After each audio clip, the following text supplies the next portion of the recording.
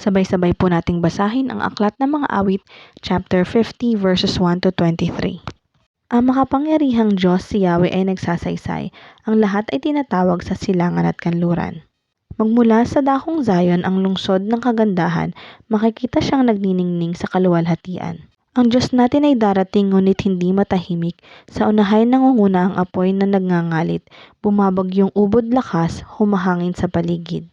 Ginagawa niyang saksi ang lupa at kalangitan upang masdan ang gantong paghatol sa mga hirang.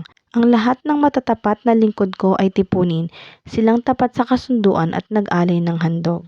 Ang buong kalangitan ay naghahayag na ang Diyos, isang hukom na matuwid kung humatol ay maayos. Kayong aking mga lingkod makinig sa sasabihin, ako ay Diyos ang inyong Diyos, salita ko'y unawain, ako'y mayroong patotoo at saksi laban sa Israel. Hindi ako nagagalit dahilan sa inyong handog, ni sa inyong mga haing sa dambanay sinusunog. Bagaman ang mga toro'y hindi ko na kailangan, maging iyang mga kambing at ang inyong mga kawan.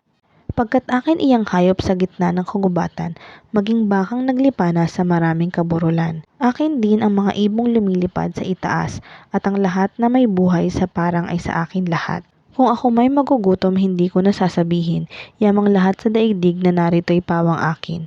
Ang karne ng mga toro, iyon ba'y aking pagkain?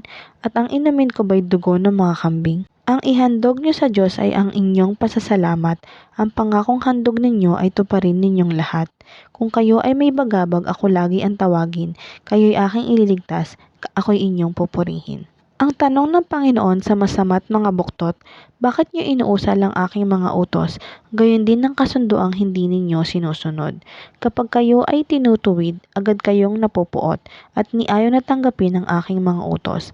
Ang makitang magnanakaw ang nagiging kaibigan, ang taang mapang-apid ang siya ninyong kasamahan. Mabilis ang inyong dila sa masamang sasabihin, sa inyo ay baliwala ang gawaing pagsisinungaling. Handa ninyong paratangan maging tunay na kapatid, at kay daming kapintasang sa kanila'y nasisilip. Kahit ito ay ginawa, hindi kayo pinupuna, kaya naman ang akala kayo't ako'y magkaisa. Ngunit ngayon panahon nang kayo'y aking pagwikaan upang inyong maunawa ang ginawang kamalian. Kaya ngayoy dinggin ito kayong sa aki di pumapansin. Kapag ako'y di dininig kayo'y aking wawasakin. Walang sino mang sa inyo'y makaliligtas sa akin.